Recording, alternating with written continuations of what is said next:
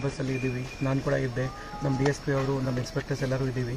Procession ಸ್ವಲ್ಪ ದೂರ ಇತ್ತು, ಆ ಕಡೆ ಇತ್ತು. ಇಲ್ಲಿಂದ 2 ಕಲ್ಲು ಬಂತು. ಯಾವ ಸೈಡಿಂದ ಬಂತು ನಾವೀಗ ಪರೀಕ್ಷೆ ಮಾಡ್ತಾ ಇದ್ದೀವಿ. ನಮ್ಮ 2 ಕಲ್ಲು ಬಂತು ನಮಗೀಗ ನಮ್ಮ ಗಮನಕ್ಕೆ ಈಗ. ಮತ್ತು ನಾವು ವೀಡಿಯೋಸ್ ಎಲ್ಲ ಚೆಕ್ ಮಾಡ್ತಾ ಇದ್ದೀವಿ, ಯಾರಿಗೇನು ಮೇಜರ್ ಇಂಜರಿ ಆಗಿಲ್ಲ.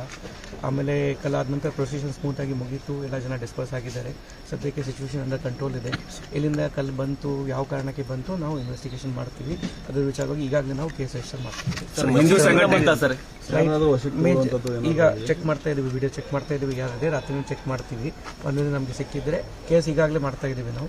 ಒಂದು ವೇಳೆ ಕನ್ಫರ್ಮ್ ಆದರೆ ನಾವು ಅವಶ್ಯಕತೆ ಕೊಡ್ತೀವಿ. ಸರ್, ಹಿಂದೂ ಸಂಘಟನೆಗಳ ಮುಖಂಡರ ಆರೋಪದ ಪ್ರಕಾರ SP ಸಾಹೇಬರು ಕೂಡ ಏನು ಮೇಜರ್ ಇಂಜರಿ ಯಾರಿಗೆ ಆಗಿಲ್ಲ. ನಿಮ್ಮ ಮುಂದೆ ನಿಂತ್ಕೊಂಡು ನಾನು ಸ್ಟೇಟ್ಮೆಂಟ್ ಕೊಡ್ತಾ ಇದ್ದೀನಿ, ಏನಿಲ್ಲ, ಏನಿಲ್ಲ.